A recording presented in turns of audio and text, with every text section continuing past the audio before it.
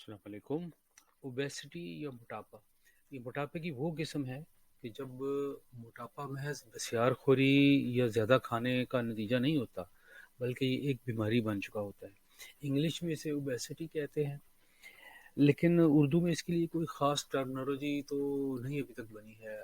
आम तौर पर बसियारखोरी भी इसे कहा जा सकता है, लेकिन बख्तियारखोर गो के ज़्यादा खाने वाले को कहते हैं कि जो ज़्यादा खाता हो। अलबत्ता मैंने होम्योपैथी में कुछ अलामतें पढ़ते हुए देखा था कि वो कुत्ता भूख से इसको तशबीह देते हैं। खैर, ये सारी चीज़ें इतनी ज़्यादा अच्छी नहीं हैं। आप बेहतर तो ओबेसिटी ही ठीक है। तो इसमें अगर हम इसको ओबेसिटी को बसियारखोरी के मानों में इस्तेमाल करना चाहें तो कर सकते हैं, ज़रा डिसेंट लफ्ज़ है।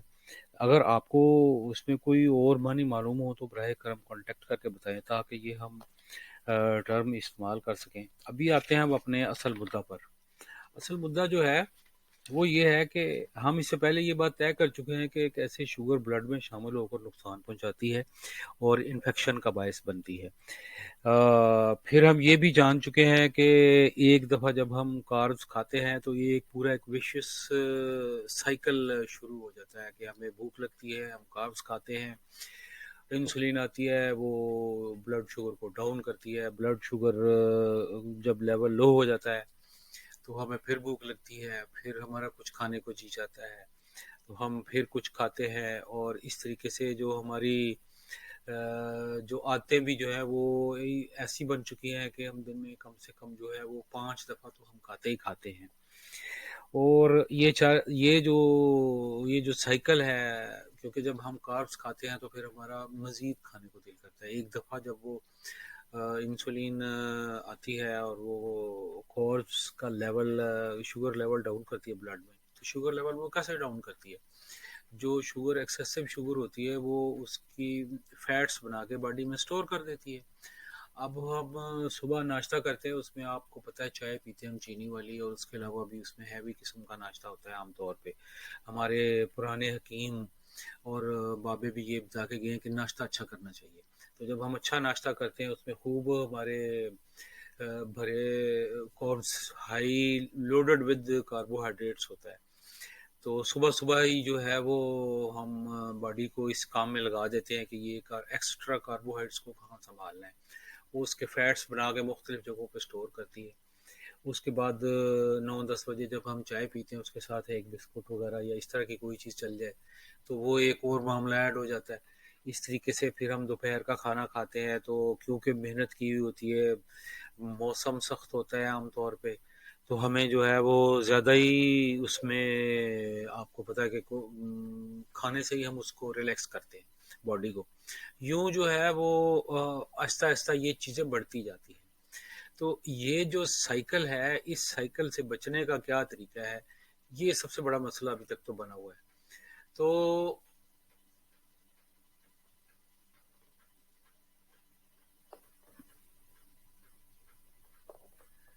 तो अब हम आते हैं जनाब इस बात पर कि क्या किया जाए। तो एक तो हम ये चल अभी तक हमने जो रिवीजन की है उसमें हमने ये देखा है कि कार्बोहाइड्रेट्स का एक साइकिल होता है। तो भूख लगती है, फिर इंसुलिन आती है, और यूँ हम मोटे होते जाते हैं, क्योंकि ये प्रोसेस जो है उसमें शुगर लेवल को इंसुलिन जो है वो नॉर्मल करती है। तो फिर हम और खाना खाते हैं क्योंकि हमें भूख लगती है, फिर शुगर लेवल बढ़ता है, फिर इंसुलिन बनती है, और ये प्रोसेस रिपीट होता रहता है। दिन रात औसतन हम नाश्ता करते हैं, हैवी कार्ब्स होते हैं, मीठी चाय पीते हैं, 9 बजे कुछ स्नैक्स वगैरह इस्तेमाल करने होते हैं। फिर जो है वो उसके बाद हल्का फुल्का कुछ खाने, फिर दोपहर का खाना, फिर सेपहर की चाय, फिर रात का खाना, फिर चाय या कॉफ़ी, फिर कोई फ्रूट, बिस्किट, बोतलें, मशरूब इसके अलावा होते हैं। अगर हम कहीं मेहमान जाएं तो ये चीज़ें इसके अलावा होती हैं। ये सारी चीज़ें जो हैं ये बेसिकली जो है ये पहाड़ का पहाड़ हम कार्ब्स का खड़ा कर देते हैं और लोड कर देते हैं बॉडी पे, और उसके लिए उसको बहुत ज़्यादा इंसुलिन बनानी पड़ती है। और इंसुलिन के हवाले करके कहते हैं लो भाई भुगतो तुम। अब इंसुलिन बेचारी क्या करे, इंसुलिन बना बना के जो छोटा सा ये जो उसका वो है आपका लुबलुबा जो है वो इंसुलिन बनाने के लिए, वो एक दफ़ा जो बनाई हुई होती है वो एक दफ़ा तो वो फेंक देता है आपके ब्लड में और उससे फ़र्क पड़ जाता है, लेकिन उसके बाद उसकी स्पीड बड़ी स्लो होती है। वो सारा दिन लगा रहता है, लगा रहता है, लगा ही रहता है। हम उसको इतना मजबूर करते हैं कि वो जो है उसका काम बहुत ज़्यादा बढ़ जाता है। और इसी चक्कर में जब जो बहुत ज़्यादा बढ़ जाता है काम, तो वो कर कर के थक जाता है। और फिर वो क्योंकि हर वक्त हम उसको, क्योंकि हम कार्ब्स खाते रहते हैं, इसलिए हमें इंसुलिन की डिमांड और ज़्यादा बढ़ती रहती है।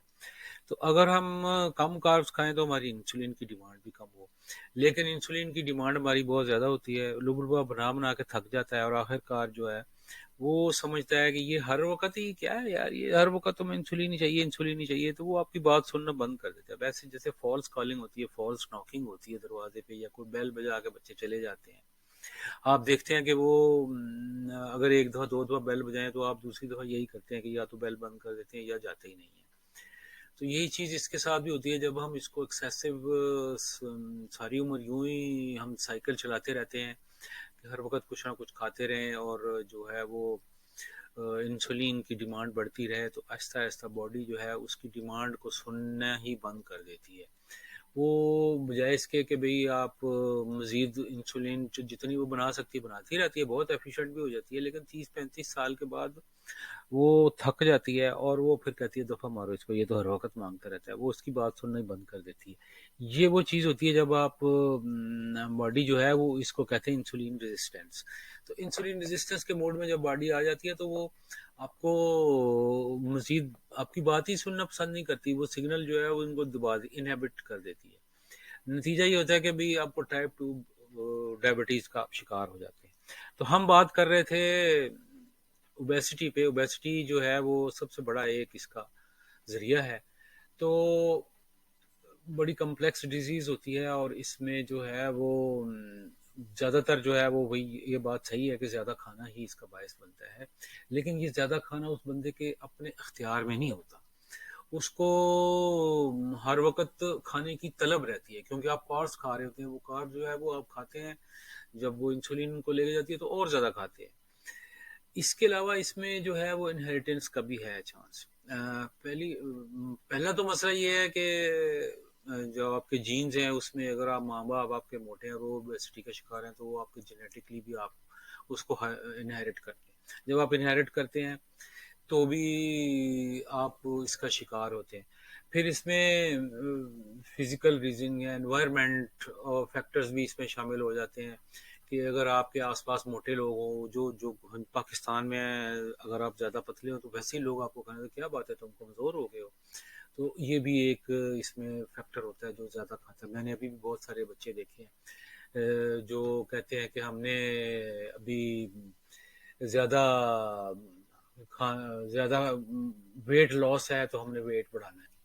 फिर जो है वो हमारी फिजिकल एक्टिविटी और एक्सरसाइज जो है वो हमारे मुआशरे में इसका रवाज नहीं होता, उसकी वजह से भी हमें ये मसला होता है और हम ओबेसिटी का ज़्यादा शिकार हो जाते हैं। और बहुत सारे लोगों को पता ही नहीं होता कि वो समझते हैं कि नहीं ये ओबेसिटी, इवन जो ओबेसिटी को भी जानते हैं उनको भी ये नहीं पता होता कि भाई ये कोई बीमारी है। वो समझते हैं कि देखिए ये कॉस्मेटिक कंसर्न इसलिए है कि देखने में बॉडी बुरी लगेगी। वो नहीं ये समझते कि ये मोटापा जो है ये मेडिकली आपको ख़राब करता है, मेडिकली आपकी सेहत भी ख़राब करता है। इसके अलावा इससे और डिजीज़ जो मुख्तलिफ़ किस्म की होती हैं उनका रिस्क फैक्टर बढ़ जाता है। मसलन हार्ट अटैक और डायबिटीज़ का जो है वो रिस्क फैक्टर ज़्यादा हो जाता है, हेल्थ प्रॉब्लम्स आ जाती हैं। फिर आपको जो है वो सर्टन टाइप ऑफ कैंसर्स भी इससे हो सकते हैं। ये सारी चीज़ें जो हैं ये इनका हमें इदराक नहीं होता असल में। इसके अलावा आप देखें तो फैमिली इनहेरिटेंस की हमने बात की है जेनेटिकली अभी तक। तो जेनेटिकली इनहेरिटेंस तो एक चीज़ है, लेकिन इसके अलावा भी फैमिली का असर बहुत पड़ता है। वो अब गुजराला ते गुजरात ते लाहौर दे बट अगर आप सोचें जो ज़्यादा खाना जो है वो फैशन में समझते हैं, अगर बंदा मोटा ना हो तो वो समझते हैं कि ये बीमार है। तो ये चीज़ें इन्फ्लुएंस करती हैं। पेरेंट्स से जो जिन जिनेट जीन्स हैं वो तो अफेक्ट करते ही करते हैं, लेकिन जो बॉडी में कितना फैट स्टोर होना चाहिए और कितना नहीं स्टोर होना चाहिए, इसका एक बायस जो है वो आपकी ये इनहेरिटेंस है, जो पेरेंट्स से इनहेरिट करते हैं। और कितना डिस्ट्रीब्यूट हो जाता है, मेटाबॉलिज्म जिसको हम कहते हैं, उसका भी इस पे फर्क पड़ता है। तो ये जेनेटिक्स जो है वो अच्छा खासा जो है वो रोल प्ले करते हैं कि आपकी बॉडी जो है वो कितनी एफिशिएंटली जो फूड है उसको एनर्जी में कन्वर्ट करती है। देखें, अगर आप बहुत सारी फूड को एनर्जी में कन्वर्ट नहीं करेंगे तो उसको अगर आप फैट बना के स्टोर करते जाएंगे, जबकि आपको माल न्यूट्रिशन, हाँ, ओबेसिटी जो है उसमें सिर्फ माल यही मसला नहीं है, माल न्यूट्रिशन भी बहुत दफा हो जाती है। क्यों? आपकी बॉडी जो है उसको स्टोर करने में लगी रहती है वो चीज़ें, आप जो है वो जज्ब नहीं होती, जज्बे बदन नहीं बनती, एनर्जी आपको पूरी हासिल नहीं होती। इतना ज़्यादा आप उस पर लोड डाल देते हैं सिर्फ खर्चा करने का। आई मीन खर्चे से मुराद के जो उसकी जो उसको हजम करना और उसको मैनेज करना जो है वो भी बहुत ज़्यादा बढ़ जाते हैं। फिर जो है वो आपको भूख कितनी लगनी चाहिए, बॉडी में कैलोरीज कितनी बर्न होनी चाहिए, एक्सरसाइज में कितनी कैलोरीज बर्न होनी चाहिए, ये सारी चीज़ें जो है ये पेरेंट्स से हम इनहेरिट करते हैं जेनेटिकली। और जो अब उनकी जो इन्वायरमेंट आपको घर से मिलती है उसकी वजह से भी। तो जिस फैमिली में लोग मोटे होते हैं तो ज़्यादा मोटे इसीलिए होते जाते हैं। ये नहीं है सिर्फ कि भाई वो उनके जीन्स ने किया है, बल्कि वो फैमिली मेंबर्स की जो आदतें होती हैं, उनकी जो ईटिंग हैबिट्स होती हैं, ये सारी चीज़ें हम क्योंकि हमें अपने माँ बाप से और पेरेंट्स से मिलती हैं, तो इसलिए जो है वो ये भी एक मसला बनता है। फिर वही बात है कि ओबेसिटी इनहेरिटेड भी है, लेकिन जेनेटिकली इनहेरिटेंस के अलावा भी हमारे जो बहुत सारे जो माँ बाप से हमें चीज़ें मिलती हैं वो भी इसमें शामिल होती हैं। अब हम जनाब इसको आगे लेके चलें अगर, तो उसमें आ जाते हैं कि सिम्टम्स इसमें आपको कैसे मिलेंगे। देखिए, इसका एक तो बहुत आसान तरीका है, जो बॉडी मास इंडेक्स या बीएमआई जो है वो इसमें आमतौर पे यूज किया जाता है। तो इसमें क्या करते हैं कि कैलकुलेट करने के लिए बीएमआई को करने के लिए तो वेट आपका जो है वो मल्टीप्लाई करते हैं इन पाउंड्स में, 703 से मल्टीप्लाई कर देते हैं उसको, और डिवाइड आपकी उसमें हाइट इन इंचेस, ये आपका बीएमआई निकालने का तरीका है। यानी जितना आपका वेट है उसको 307 से ज़रब दे। अगर ये आपका वेट है पाउंड्स में, अगर वेट आपका पाउंड्स में है तो आप इसको 703 से ज़रब दें, और अपनी हाइट्स जो है इंचेस में उससे इसको डिवाइड कर दें। ये आपका बीएमआई इंडेक्स निकल आता है। बीएमआई इंडेक्स जो है ये आपको बताता है कि आप इस वक्त किस में हैं। अगर ये बिलो 18.5 है तो आप अंडर वेट है। अगर ये 18.5 से लेके 24.9 के दरमियान में है बीएमआई इंडेक्स तो आप नॉर्मल हैं। और अगर 25 से ऊपर और 29.9 तक यानी 30 के करीब ही है ये, तो आप ओवरवेट है। लेकिन अगर आप 30 और उससे ऊपर है तो इसका मतलब ये है कि जो है वो हायर ज़्यादा है और ओबेसिटी का आप शिकार हो चुके हैं। इसमें दूसरा तरीका भी है एक इसको नापने का कि divide weight in kilograms by height in metre square. Metre square यानी एक दफ़ा हाइट को है हाइट से ज़रब दे के फिर उससे आपने देनी है किलोग्राम्स में जो वेट होगा।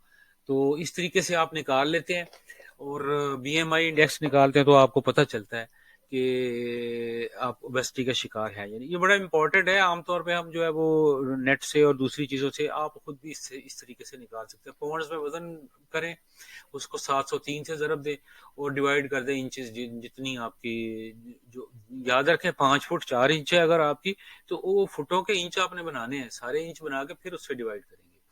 अच्छा, इसमें एक चीज़ है कि जो एशियंस हैं उनका अगर बीएमआई 23 या उससे हायर हो तो उनको जो है वो हार्ट की डिजीज़ और दूसरी ये जो चीज़ें हैं जो ओबेसिटी से जो प्रॉब्लम होते हैं, तो वो उनका रिस्क ज़्यादा हो जाता है, उनकी डायबिटीज, क्योंकि हमारे बहुत सारे और भी फैक्टर्स जो हैं वो भी इसमें शामिल होते हैं। अब बेसिकली देखें, ये बॉडी फैट्स होते हैं। तो एक ये तरीका है बीएमआई का, लेकिन ये कोई ऐसा सिक्का बंद तरीका नहीं है। बाज़ औक़ात आप देखें, मिसाल के तौर पे एथलीट्स जो होते हैं, उनकी बॉडी फैट्स ज़्यादा होते हैं लेकिन उनकी बॉडी फिट होती है। इसलिए इसको बिल्कुल पक्का-पक्का जो है वो नहीं समझना चाहिए, बल्कि ये एक तरह से ये समझें कि भई हेल्थ से रिलेटेड आपका जो मसले मसाइल हैं, उनको आप नाप सकते हैं, एक अंदाज़ा कर सकते हैं।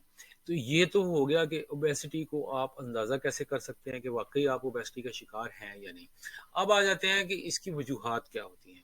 जब आप वजूहात की तरफ आएँगे तो आपको पता चलेगा कि जेनेटिक्स, बिहेवियर और मेटाबॉलिक और हार्मोनल इन्फ्लुएंस होते हैं बॉडी वेट पे। ये हम जानते हैं। मिसाल के तौर पे हम इस पे तो अच्छी तरीके से बात कर चुके हैं कि जेनेटिक्स भी होते हैं, और प्लस जो माँ बाप से हमें जो खाने पीने की आदतें, ये बिहेवियर जो हमारा होता है, वो भी हमें माँ बाप से, उनकी तरबियत से मिलता है।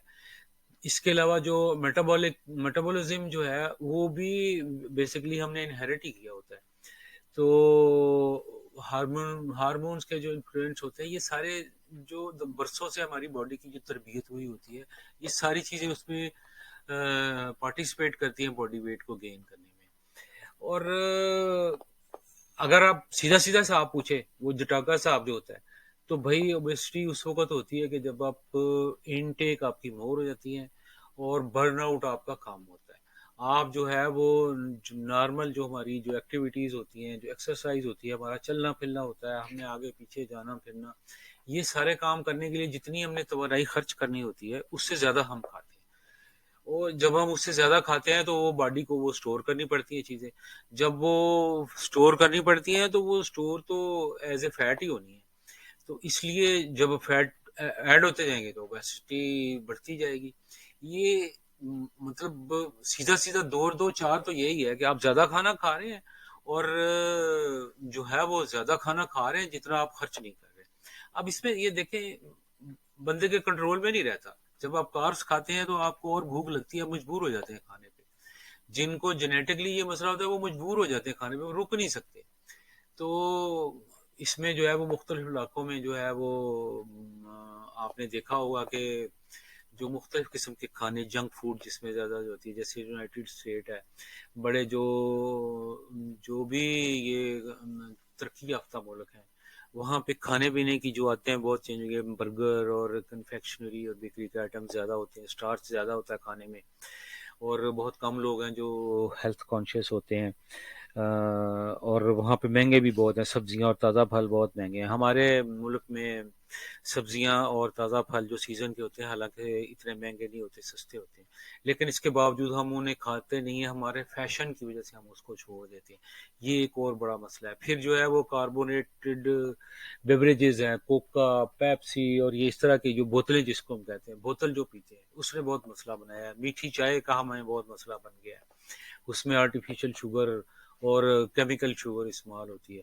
ये सारी चीज़ें वो हैं कि जिसको हम सिर्फ खाते ही नहीं है। मसला सिर्फ यही नहीं है कि कैलोरीज बहुत होती हैं, हम खाते बहुत हैं, ये हमें भूख भी ज़्यादा लगाती है। हम ज़्यादा जल्दी जल्दी हमें भूख लगती है, हम फील हंग्री बहुत जल्दी करते हैं, फिर हमारा और खाने को दिल करता है। जब हम और खाते हैं तो ये इतना, ये मतलब एंग्जाइटी की तरह हो जाता है कि अगर आपको नहीं मिलता खाने को।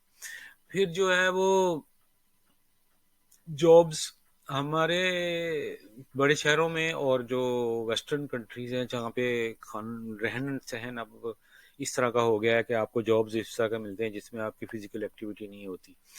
हमारी लाइफस्टाइल जो है उसमें फिजिकल एक्टिविटी कम हो गई है। पैदल हम चलते नहीं हैं, क्योंकि पहले शौकिया ना से ही अब हर बंदे के पास बाइक होती है तो वो बाइक के ऊपर जाता है। ये सारी चीज़ें वो हैं कि हम जो है जो हमने जो बर्न करने थे, जितनी कैलोरीज हमने बर्न करनी थी, वो हम कभी कर नहीं सकते। फिजिकल डिमांडिंग होती ही नहीं है। अगर होती है तो उसका हम हल निकालते हैं। फिर जब गर्मी ज़्यादा पड़ती है तो उसमें भी हमें मसला होता है कि हम गर्मी से बचने के लिए जो है वो मशीनरी इस्तेमाल करते हैं, अपनी गाड़ी इस्तेमाल करते हैं, बाइक इस्तेमाल करते हैं, साइकिल इस्तेमाल करते हैं। गर्ज ये है कि हमारा जो लाइफस्टाइल है उसमें हम कैलोरीज की बचत ही करते जा रहे हैं, बचत ही करते जा रहे हैं। और ऊपर से जो है, ऊपर से जो खाना है हमारा, वो हमारा पहले से ज़्यादा ही ज़्यादा होता जा रहा है, ज़्यादा ही ज़्यादा होता जा रहा है। अब तो उठ के टीवी भी हमें नहीं चलाना पड़ता, उसके लिए भी हमने रिमोट कंट्रोल रखा हुआ है। सीढ़ियाँ हमें नहीं चढ़नी पड़ती, एस्केलेटर होते हैं। शॉपिंग हमने ऑनलाइन शुरू कर दी हुई है, ड्राइव थ्रू बैंक्स मिल गए हैं। तो ये सारी चीज़ें जो है ये आपका रिस्क फैक्टर इस वजह से ज़्यादा बढ़ता है। सॉरी। अब लाइफस्टाइल में चॉइसेस जो हमने देखे हैं कि अनहेल्थी डाइट एक सबसे बड़ा मसला बन गया कि हम जंक फूड खाने के आदी हो गए। पिज़्ज़ा हमें बहुत अच्छा लगता है, हालांकि पिज़्ज़ा जो है वो ग्रेन्स और स्टार्च है बिल्कुल। तो वैसे हम शायद स्टार्च पसंद ना करें, लेकिन जो है इसमें जो है वो हम पसंद करते हैं। बेवरेजेस हो गए हैं और ओवर साइज पोर्शन है, ज्यादा खाते हैं, वेट ज्यादा गेन करते हैं, लिक्विड कैलोरीज हमारी बहुत हो गई हैं। हम जो ड्रिंक करते हैं तो उसमें दो दो तीन तीन बोतलें पी जाते हैं, दो दो तीन तीन कप चाय के चीनी समेत पी जाते हैं। तो वो तो बहुत ज्यादा कैलोरीज हो जाती है ना। फिर जो अल्लाह का शुक्र है अभी हम अल्कोहल पीने वालों में नहीं है, तो अल्कोहल पीने वालों का और भी इससे ज्यादा मसला है। वो अल्कोहल पीते हैं, उसमें भी कैलोरीज बहुत होती हैं। और ये सारा कुछ मिल मिला के क्या होता है कि ओवरऑल हम बहुत ज्यादा वेट गेन करने वाली खुराक खाते हैं, इनएक्टिविटी हमारी बहुत ज्यादा बढ़ जाती है। और दवाइयाँ, लाइफस्टाइल, अच्छा दवाइयाँ जो है सेट, जिसमें वो नींद आवर दवाइयाँ होती हैं, तो वो हम ज्यादा इस्तेमाल करते हैं इस तरह का, तो बर्निंग हमारी जो है वो कम से कम होती जा रही है। और computer, tablet, phone, screen time, क्या क्या चीजें हैं, किस किस चीज का हम जिक्र करें। ये सारी चीजें ऐसी हैं कि ये हमारा जो है वो 24 आवर को अगर आप डिवाइड करें तो हमारे बहुत सारे आवर्स जो है वो इन चीजों में गुजर जाते हैं। तो ये सारी चीजें जो है मिल मिला के हमारे जो है वेट गेन में ये ज्यादा शामिल होती हैं। उसके बाद आ जाते हैं जी सोशल एंड इकोनॉमिक इश्यूज से क्या होते हैं। ओबेसिटी से मतलब जो डिफिकल्ट है इसको, जो लोग इससे के खिलाफ जहाद करना चाहते हैं उनके लिए भी बड़ा मसला हो जाता है। वो नहीं जी नहीं कुछ नहीं होता, वो खा लो जी। वो नहीं जी नहीं है, मेहमान गए हैं तो आपने जरूर खाना है, आप जितनी मर्जी डाइट पे हो वो कोई नहीं आपको पूछेगा। फिर आपको जो है वो चीजें भी ऐसी खिलाई जाती हैं, फिर हम जो है वो समोसे और इस तरह की चीजें जो तली हुई होती हैं और जो मतलब ये कि स्टार्च होता है, कुकिंग का तरीका जो है वो हमारा ठीक नहीं है। हमने जो है वो स्टार्ची चीजें ज्यादा खानी शुरू करती हैं। जो हम सब्जियां हैं उनको और गोश्त को हम भून भून के, बहुत ज्यादा भून भून के, ज्यादा पका पका के खाते हैं, तो उसमें से न्यूट्रिएंट खत्म हो जाते हैं और सिर्फ स्टार्च और कार्बोहाइड्रेट्स बाकी बचते हैं, बाकी सारी चीजें हम जला देते हैं उसकी। इस तरीके से हमें जो है वो माल न्यूट्रिशन भी होती है। जो विटामिन होने चाहिए, जो मिनरल्स हमें मिलनी चाहिए वो नहीं मिलती।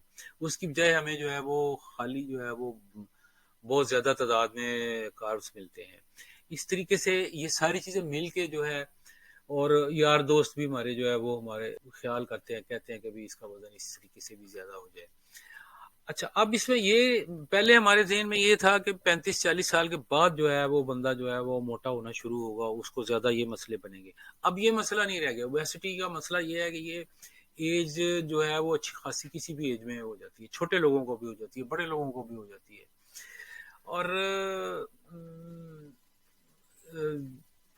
देखें अगर इसको ज्यादा साइंटिफिकली देखें, एक तो हमें ये पता चला कि फैट बढ़ जाते हैं, दूसरा ये कि अमाउंट ऑफ मसल इसमें कम हो जाती है। जितना फैट बढ़ता जाता है तो हमारा मसल का वेट जो है वो बॉडी में कम होता जाता है। बोन्स भी उस तरह की से नहीं बढ़ सकती क्योंकि हम सारा वजन तो उसी पे डाले जा रहे हैं। और बोन्स जो है वो भी कमजोर रह जाती हैं, मसल हमारे कमजोर रह जाते हैं, डिक्रीज हो जाती है।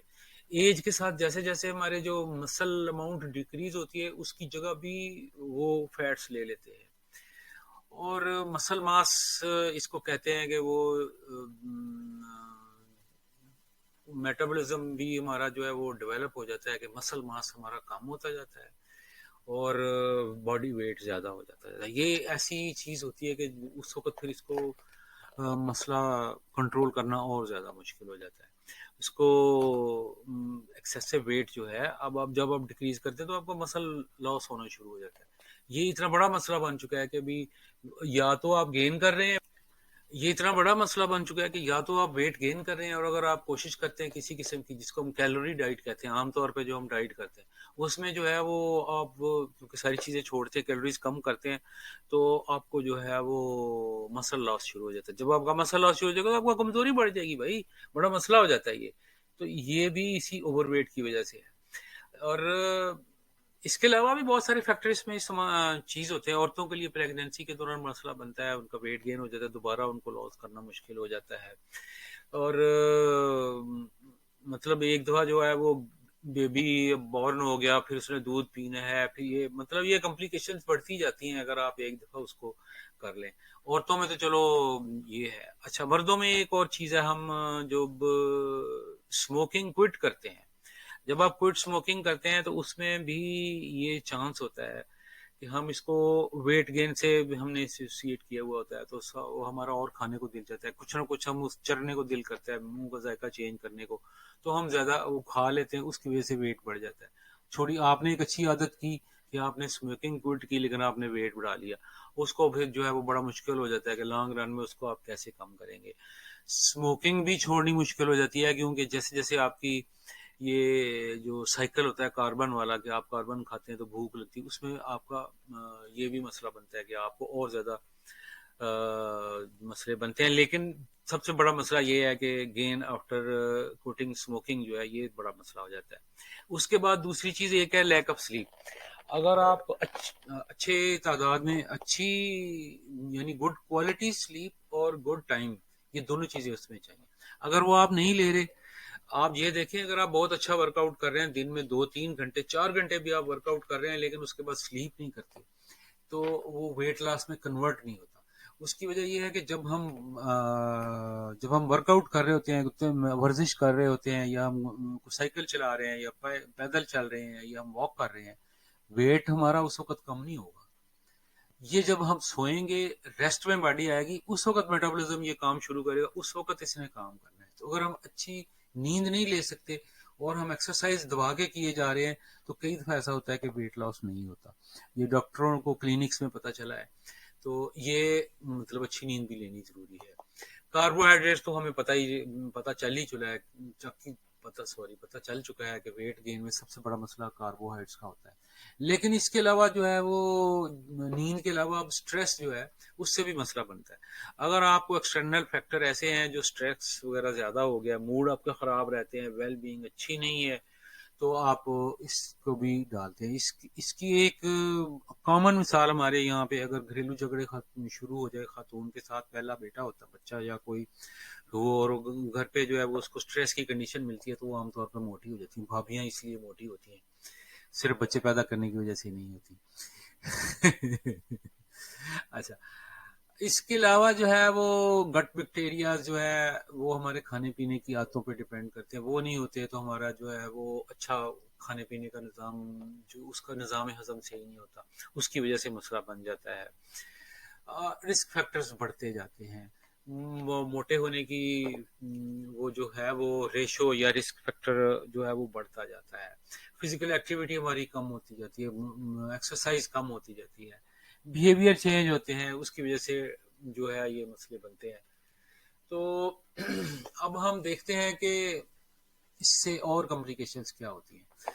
अब अच्छी खासी बातें तो हम कर चुके हैं कि, लेकिन इसमें सीरियसली जो हेल्थ कंडीशन है उस पे जो है वो सोचने की जरूरत है। हार्ट डिजीज और स्ट्रोक जो है उसको, जो हाई ब्लड प्रेशर वाले और उनको बड़ा मसला हो जाता है, ये किसी भी वक्त हो सकता है, उनका रिस्क फैक्टर मतलब बढ़ जाता है कि ज्यादा हो जाएगा अगर आप मोटे हैं।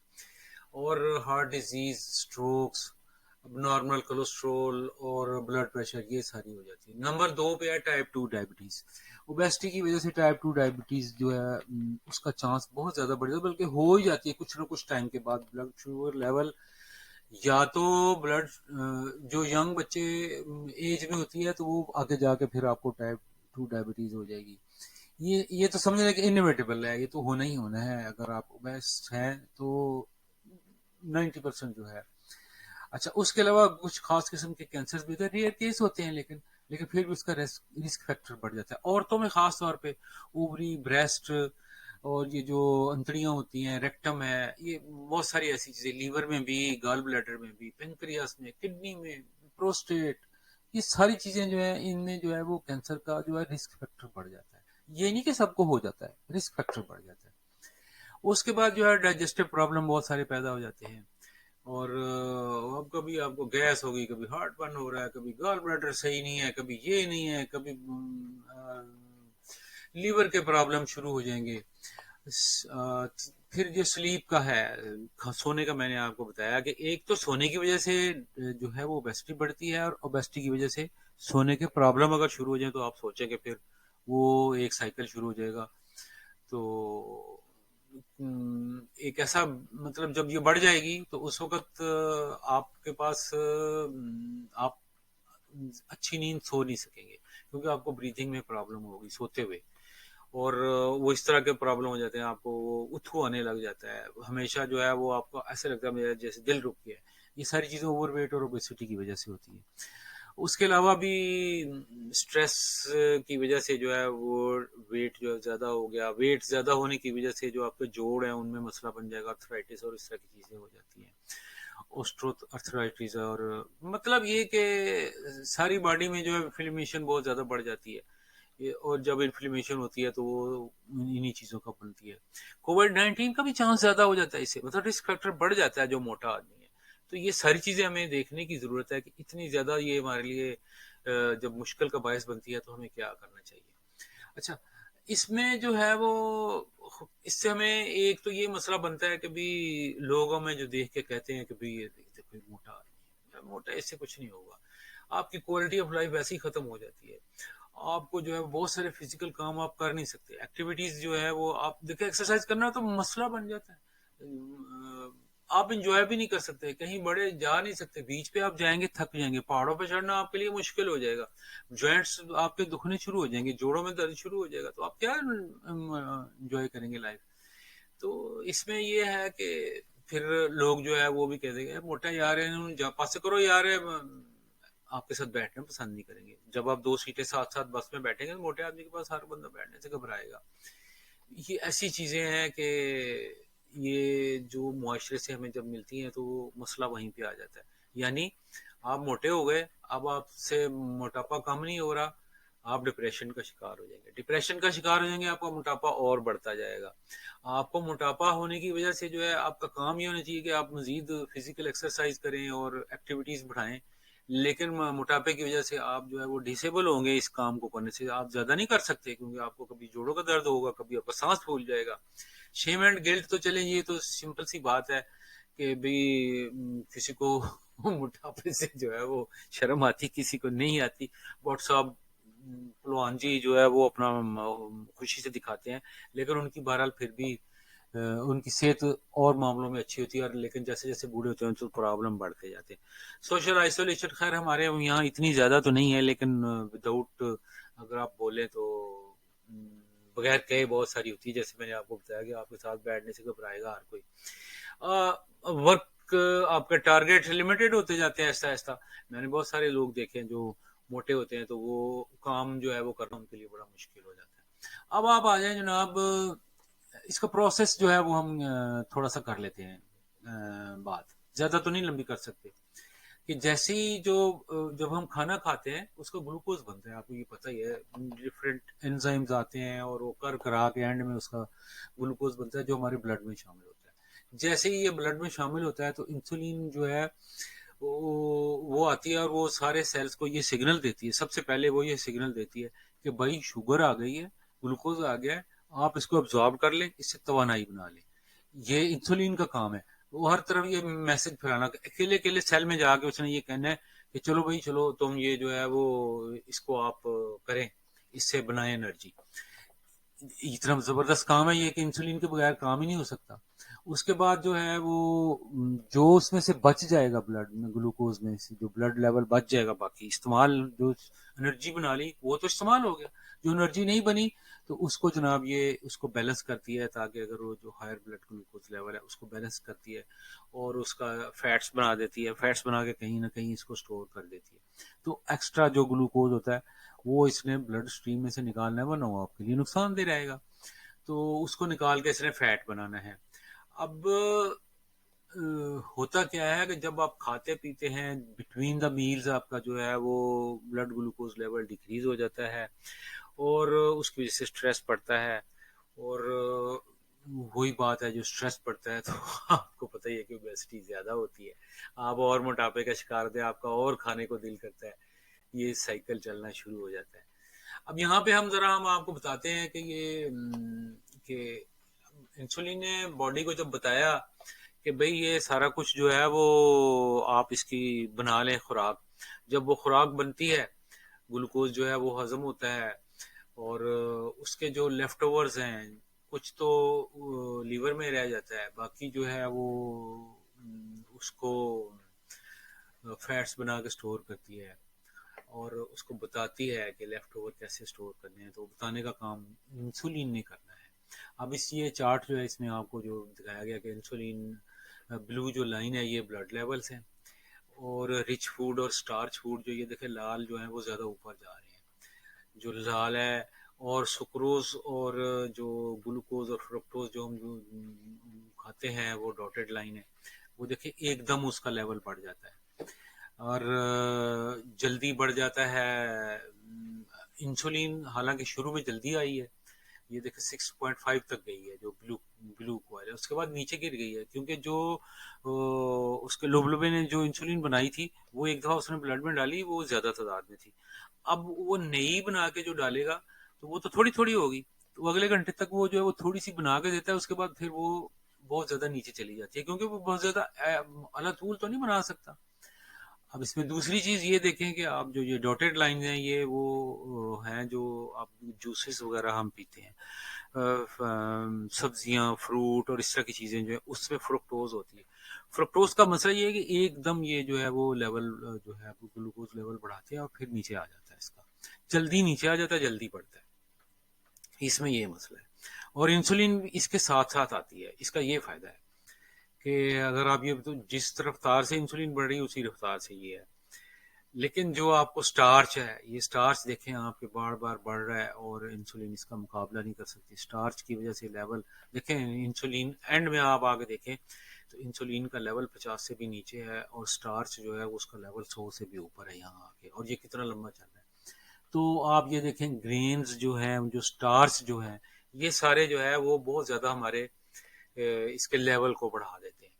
उसके बाद हम जो है वो ये देखते हैं कि जिसमें जब आप ओबेसिटी का एक लेवल आ जाता है, उसके बाद जब वो 25-30 साल या कुछ तकरीबन इसके इर्द गिर्द जाते हैं जब आप, तो आपको टाइप 2 डायबिटीज हो जाती है, और इंसुलिन के ये इफेक्ट्स की वजह से होती है। बेसिकली तो कार्ब्स होते हैं, लेकिन कार्ब्स बढ़ा बढ़ा के जो है वो इंसुलिन जो है वो उसके लिए रेजिस्टेंस पैदा होती जाती है, बॉडी उसमें मजीद प्रोड्यूस ही नहीं कर सकती उसको, उसको यही पता होता है कि भाई ये इंसुलिन हर वक्त ऐसे ही फालतू मांगते रहते हैं, ये कोई फायदा नहीं है इसका, तो बना बना के थक चुकी होती है, तो आपको टाइप 2 डायबिटीज हो जाती है, और रिप्रोड्यूसिंग आपकी कम होती है, पंक्रियास आपका बर्न आउट हो जाता है, थक जाता है बना बना के, तो उस वक्त जो है वो आपको इंसुलिन की जरूरत ज्यादा होती है लेकिन बनती कम है। तो ये वो रिजल्ट है जो आपको मोटापे की वजह से मिलता है, ओबेसिटी की वजह से मिलता है, और भी इसमें बहुत सारे जेनेटिकली भी है, लेकिन ये एक बहुत बड़ा फैक्टर है। तो ग्लूकोज लेवल जो है वो नॉर्मल कैसे रहें, हमारी बॉडी जो है वो ओवर प्रोड्यूस ना करे इंसुलिन की, ये एक तरीका है इसको हल करने का। आमतौर पे हमें इसको हल करने के लिए क्या तरीका इस्तेमाल किया जाता है कि हम बॉडी में और ज़्यादा इंसुलिन इंजेक्ट करते हैं, क्योंकि इंसुलिन ने बेसिकली तो अब लेवल तो इंसुलिन ने ही डाउन करना है, लेकिन जब हम और इंसुलिन, पहले जो प्रॉब्लम पैदा हुई है वो ज़्यादा इंसुलिन बनने की वजह से हुई है, अब हम ज़्यादा इंसुलिन जो बनने की वजह से जो प्रॉब्लम पैदा हुई है उसका इलाज भी हम और ज़्यादा इंसुलिन से करेंगे। अब आप खुद सोचें कि ये कितना अक्लमंदी का काम है। तो हम नेक्स्ट जो है वो हम बताएंगे कि इसका इलाज हम किस तरीके से करें, इसके जब आपकी इंसुलिन बननी बंद हो गई है और उसको मसला ये बन रहा है कि ज्यादा इंसुलिन पैदा हो के आपका पंक्रियास जो है वो बर्न आउट हो गया, वो कहता है मुझसे नहीं और बनती, वो बातें सुननी शुरू बंद हो गई हैं, वो जो कॉल पॉइंट्स है वो सारे, इस पे हम इंशाल्लाह अगली दफा रोशनी डालेंगे। अल्लाह हाफ़िज़।